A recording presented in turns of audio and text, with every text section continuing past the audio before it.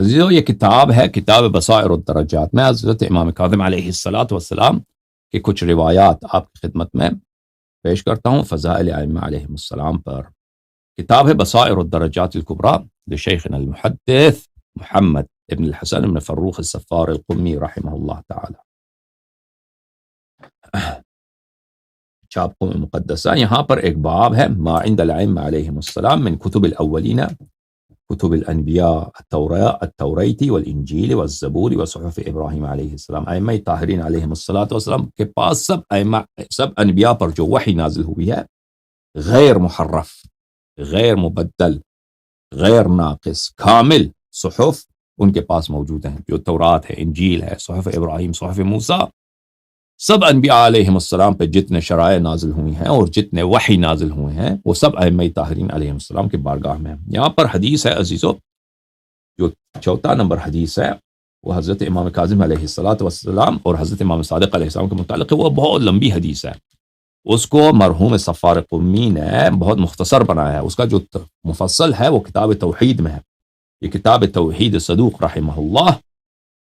یہاں پر صفحہ نمبر 270 باب الرد علی الذین قالوا ان اللہ ثالث ثلاثہ، کہ توحید میں نصارہ جو کہتے ہیں کہ اللہ تین میں سے تیسرا ہے. اللہ تین میں سے اللہ ہے، باپ، ابن بیٹا اور روح القدس، ٹرینیٹی تین ہے اور تینوں ایک ہیں اور اللہ تینوں میں سے تیسرا ہے. ٹھیک ہے، ان پر رد. یہاں پہ ایک طویل حدیث ہے کہ اس میں یہ ہے کہ حضرت امام صادق علیہ السلام اور حضرت امام کاظم علیہ السلام کے زمانے میں ایک بہت بڑا نصرانی پادری تھا، اس کا نام تھا بریحہ. وہ بہت اس کا عمر رسیدہ آدمی بھی تھا اور اس نے بہت تعلیم حاصل کی تھی اپنے دین میں، تورات اور انجیل میں. اور مسلمانوں کے پاس وہ آیا، اس کو پتہ چل گیا تھا کہ جو نصارہ کا دین ہے یہ صحیح نہیں ہے. کچھ اندازہ ہو گیا تھا اس کو، اور وہ مسلمانوں کے پاس آتا تھا، مسلمانوں سے مناظرے گفتگو کرتا تھا اور نصارہ اس پہ بڑے فخر کرتے تھے کیونکہ وہ جس مسلمان سے بھی مناظرہ کرتا تھا اس کو ہرا لیتا تھا.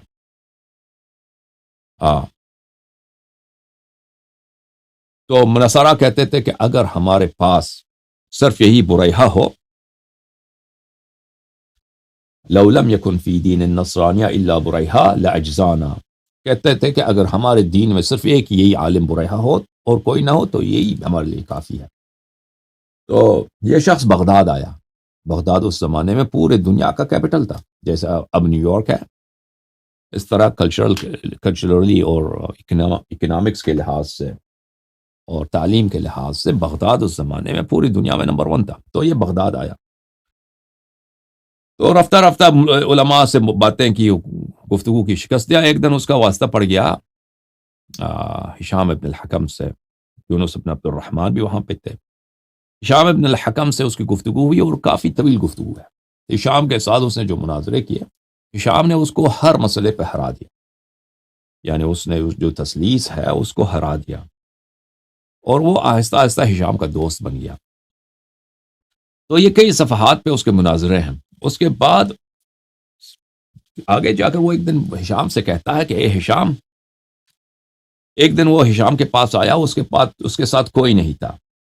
اچھا، وہ ہمیشہ وہ چلتا تھا تو اس کے ساتھ پادری اور بہت سارے آتے تھے، اور اس کے ایک خادمہ تھی، ایک عورت خادمہ تھی اس بریحہ کا، جو بہت سالوں سے اس کے ساتھ رہی تھی. اور اس پہ بڑا اعتماد تھا اس کو. باقی جو دوسرے پادری تھے اس پہ اعتماد نہیں کرتا تھا وہ خود. تو بریحہ نے اس ہشام سے ایک دن کہا، اس دن دوسرے پادریوں کو اس نے نہیں لایا، اکیلا آیا. وہ ہشام سے پوچھا، یا ہشام الک من تصدر عن رأیہ وترجع الى قولہ وتدین بطاعتہ. اے ہشام، تیرا کوئی امام بھی ہے مسلمانوں میں جو تیرا رہنما ہے، تیرا پیشوا ہے، تو اس کی بات مانتا ہے، تو اس سے سیکھتا ہے؟ ہشام نے کہا نعم یا بریحہ. ہشام نے کہا جی ہاں. وما صفتہ، اس نے کہا کہ اے ہشام، مجھے اس کی صفت بتا دے، وہ کون ہے؟ اس نے کہا فی نسبہ او فی دینہ. قال فیہما جمیعا، صفت نسبہ و صفت دینہ. اس نے کہا کہ ہشام مجھے بتا یہ تیرا امام کون ہے؟ ہشام نے کہا تو اس سے مجھے اس کا نسب مانگتا ہے، اس کا فیملی مانگتا ہے، یا اس کا دینداری کے حوال کیا ہے یہ مانگتے؟ اس نے کہا دونوں بتاؤ۔ تو ہشام نے کہا اما النسب خیر الانساب، اس کا نسب جو ہے بہترین نسب ہے، دنیا میں اس سے بہترین نسب ہے ہی نہیں۔ جو میرا امام ہے اس کا نسب جو ہے بہترین نسب ہے۔ رأس العرب، وہ پورے عرب میں ان سب کا تاج، سر کا تاج ہے۔ وصفوت قریش، پورے قریش میں ان سب کا بہترین ہے۔ وفاضل بنی ہاشم، پورے بنی ہاشم میں ان سب سے افضل نسب اسی کا ہے۔ کل من نازعہ فی نسبہ وجدہ افضل منہ، جو بھی شخص اپنے نسب میں ان سے اپنا مقایسہ کرے اس کا منہ کالا ہو جاتا ہے، اس کو شرمندگی ہوتی ہے۔ جو بھی شخص دنیا میں آ جائے اپنے نسب میں میرے مولا سے اپنا قیاس کرا دے تو اس کو شرمندگی ہوتی ہے۔ اچھا، کیونکہ قریش بنی عرب میں سب سے افضل ہے، اور بنی ہاشم قریش میں سب سے افضل ہیں، اور میرا مولا جو ہے وہ بنی ہاشم میں بھی سب سے افضل خاندان سے۔ اچھا، تو اس نے کہا فصف دینہ، ریحہ نے کہا کہ اس کا دین مجھے بتا۔ ہشام نے کہا شرائعہ او صفت بدنہ و طہارتہ،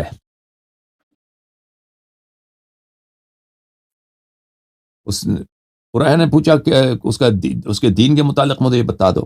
انہوں نے کہا کہ میں آپ کو ان کی عبادت کے متعلق بتا دوں، یا ان کی جو جسم پاک ہے، ان کی طہارت ہے، ان کی پاکی ہے، اس کے متعلق بتا دو۔ اس نے کہا کہ مجھے صفت و بدن ہی، اس کے اپنے شخص کے متعلق اور اس کے پاکی کے متعلق مجھے بتا دو۔ ہشام نے کہا معصوم فلا یعصی، معصوم فلا یعصی، ہشام نے کہا کہ وہ معصوم ہے، گناہ کبھی نہیں کرتا۔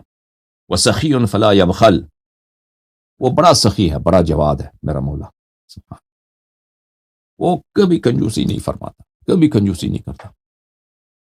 شجاع فلا یجبن، وہ شجاع ہے، کبھی اس کو بزدلی نہیں ہوتی، کبھی اس کو ڈر نہیں ہوتا کسی چیز کا۔ وما مستودع من العلم فلا یجہل، اللہ نے ان کو ایسا علم دیا ہے کہ کبھی ایسا مسئلہ پیش نہیں آتا جو ان کو پتہ نہ ہو، جس کے متعلق وہ جاہل ہو۔ حافظ للدین، وہ دین کے محافظ ہیں۔ قائم بما فرض علیہ، جو بھی اللہ تعالیٰ نے اس پہ واجب کیا ہے میرے مولا اس کو بجا لاتے ہیں۔ من عطرت الانبیاء،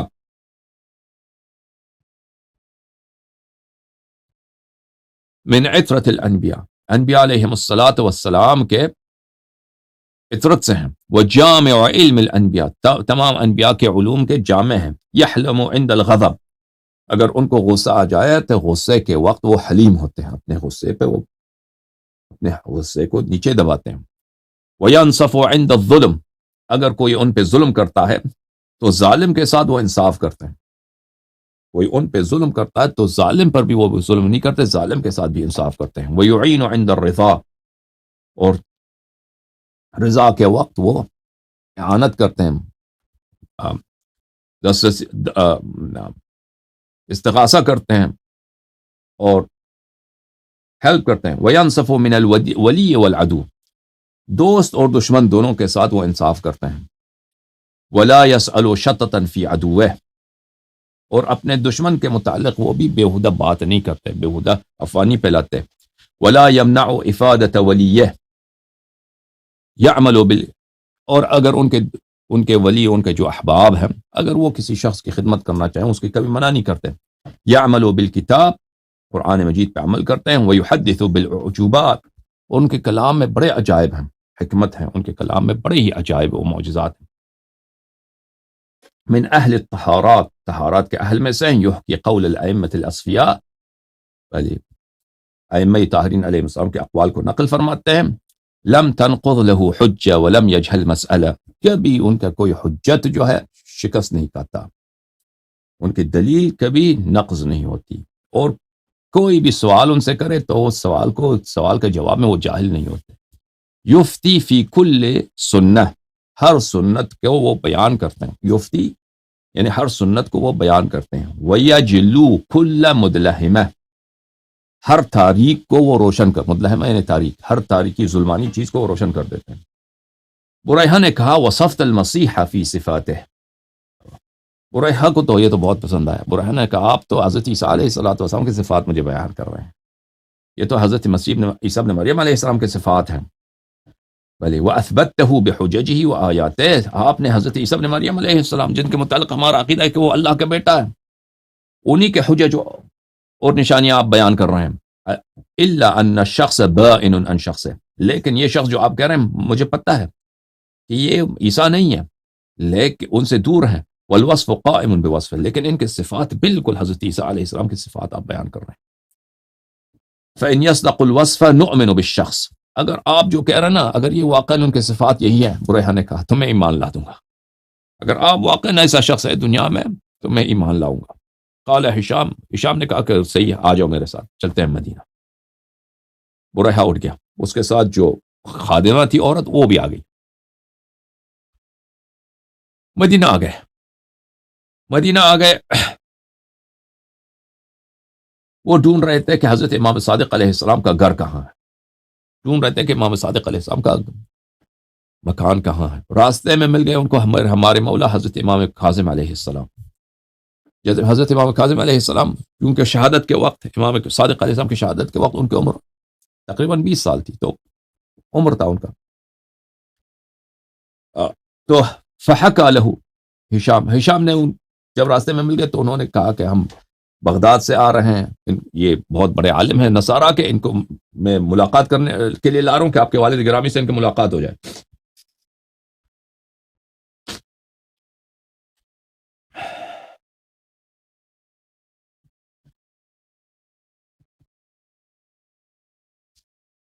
تو وہاں پر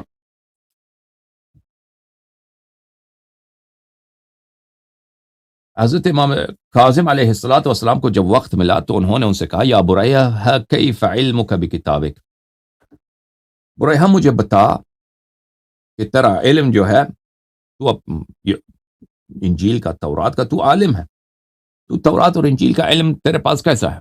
کتاب اقدس کا جو علم ہے تیرا کیسا ہے؟ اس نے کہا انا بھی عالم، اس نے کہا مجھے پورا تورات و انجیل سب معلوم ہے. کیف ثقتک بتأویلہ، اس کی تفسیر کس طرح جانتے ہو؟ امام علیہ السلام نے پوچھا. اس نے کہا ما اوثقنی بعلمی فی، اس نے کہا کہ مجھے تو بہت اطمینان ہے، ما اوثقنی، مجھ سے زیادہ تو کوئی ہے ہی نہیں دنیا میں، مجھے تورات و انجیل کی جو تفسیر ہے وہ اچھی طرح پتہ ہے. اچھا. قال فابتدأ موسیٰ بن جعفر علیہ السلام بقراءة الانجیل، اس وقت شروع ہو گئے حضرت امام کاظم علیہ السلام انجیل، جو حضرت عیسیٰ ابن مریم علیہ السلام پر ایوانجیل کتاب انجیل جو نازل ہوئی ہے اس کی تلاوت انہوں نے شروع فرمائی. قال بریحہ نے کہا والمسیح لقد كان يقرأ هكذا وما قرأ هذه القراءة الا المسیح. بریحہ نے جب یہ دیکھا تو اس نے کہا یہ تو بالکل یہ وہی قراءت ہے جو حضرت عیسیٰ ابن مریم علیہ السلام انجیل کی قراءت کرتے تھے، اور اس طرح کی تلاوت کسی نے نہیں کی ہے آج تک. حضرت عیسیٰ ابن مریم علیہ السلام کے بعد آج تک اس طرح کی تلاوت کسی نے انجیل کی نہیں کیا جب آپ کر رہے ہیں، جو آپ کر رہے ہیں. قال بریحہ ایاک كنت اطلب منذ 50 سنة او مثلک، بریحہ نے کہا کہ میں تو 50 سال سے میں آپ کی تلاش میں ہوں، آپ جیسے شخص کی تلاش میں ہوں. فآمن وحسن ایمانہ وآمنت المرأة وحسن ایمانہ، وہ بریحہ خود بھی مومن ہوا اور وہ اس کے ساتھ جو عورت تھی وہ بھی مومن ہو گئی. اچھا. اس کے بعد یہ دونوں آ گئے، ہشام بن الحکم بھی آ گئے حضرت امام صادق علیہ السلام کے پاس، اور انہوں نے کہا داستان سنائی. تو حضرت امام صادق علیہ السلام نے آیت پڑھا ذریۃ بعضها من بعض واللہ سمیع علیم. بریحہ نے عرض کیا جعلت فداک انا لکم التوراۃ والانجیل وکتب الانبیاء، بریحہ نے کیا کہ میں آپ کے فدا جاؤں، یہ آپ کے پاس تورات، انجیل اور انبیاء علیہ السلام کی جو کتب ہیں یہ کہاں سے آپ کے پاس آ گئی ہیں؟ تو حضرت امام صادق علیہ السلام نے فرمایا ہی عندنا وراثۃ من عندهم، فرمایا کہ یہ سب اللہ کی کتابیں ہیں اور ہم انبیاء کے وارث ہیں، یہ سب ان انبیاء علیہ السلام سے ہم تک وراثت میں پہنچی ہیں. نقرأها کما قرأوها، ہم ان کتابوں کو اسی طرح تلاوت کرتے ہیں جیسے انبیاء علیہ السلام نے تلاوت کی ہے. ونقولها کما قالوها، اور اسی طرح جس طرح انہوں نے ان کتابوں کا کتابوں پہ ایمان رکھتے تھے، ہم بھی ان کتابوں پہ ایمان رکھتے ہیں. ان اللہ لا يجعل حجة في ارضه يسأل عن شيء فيقول لا ادری. اللہ تعالیٰ کسی کو حجت نہیں بناتا کہ اگر کوئی مسئلہ اس کے پاس پہنچ جائے وہ تو کہہ دے مجھے تو پتہ نہیں اس مسئلے. وہ جو اللہ کا حجت ہوتا ہے، جو اللہ کی طرف سے ہادی ہوتا ہے، وہ ہر شخص کی ہدایت کرتا ہے. اور لوگوں کے سوال تو مختلف ہوتے ہیں. لوگوں کے سوال ایک طرح کے تو نہیں ہوتے. لوگوں میں بعض کرسچن ہوتے ہیں، بعض بائبل میں عالم ہوتے ہیں، بعض تورات میں عالم ہوتے ہیں، بعض دوسرے علوم میں عالم ہوتے ہیں. ٹھیک ہے نا؟ ہر شخص کا سوال مختلف ہوتا ہے. اللہ کی جانب سے جو ہادی ہے وہ ہر شخص کا جو سوال ہوتا ہے، کتنا بھی اسپیشلائزڈ کوشچن ہو، کتنا بھی ایڈوانس کوشچن ہو، اس کا اللہ کی جانب سے جو ہادی ہے وہ نہیں کہے گا کہ مجھے نہیں معلوم. اس کے پاس اس کا جواب ہوگا اور صحیح جواب ہوگا. پھر وہ بریحہ جو ہے وہ امام صادق علیہ السلام کا مخلص صحابی بن گیا. پھر امام صادق علیہ السلام کی جب شہادت ہو گئی، پھر وہ امام کاظم علیہ السلام کے بارگاہ میں رہا. پھر جو ہے وہ اس کی وفات ہو گئی. بریحہ کی جب وفات ہو گئی تو امام کاظم علیہ السلام نے خود اپنے ہاتھوں سے ان کو غسل دیا ہے اور کفن کی ہے، اور اس کو اپنے ہاتھوں سے لحد میں لٹایا ہے امام کاظم علیہ السلام نے، اور کہا کہ ھذا حواری من حواری المسیح یعرف حق اللہ علیہ فتمنى اکثر اصحابہ ان یکونوا مثلہ. تو امام علیہ السلام نے فرمایا کہ حضرت عیسیٰ ابن مریم علیہ السلام کے حواریین میں سے ایک حواری تھا، اور جو بہت سارے امام کاظم علیہ السلام کے جو ساتھی تھے، جو صحابی تھے، وہ تمنا کرتے تھے کاش ہم بھی بریحہ کی طرح ہوتے. امام علیہ السلام اس طرح ہم سے بھی راضی ہو جاتے.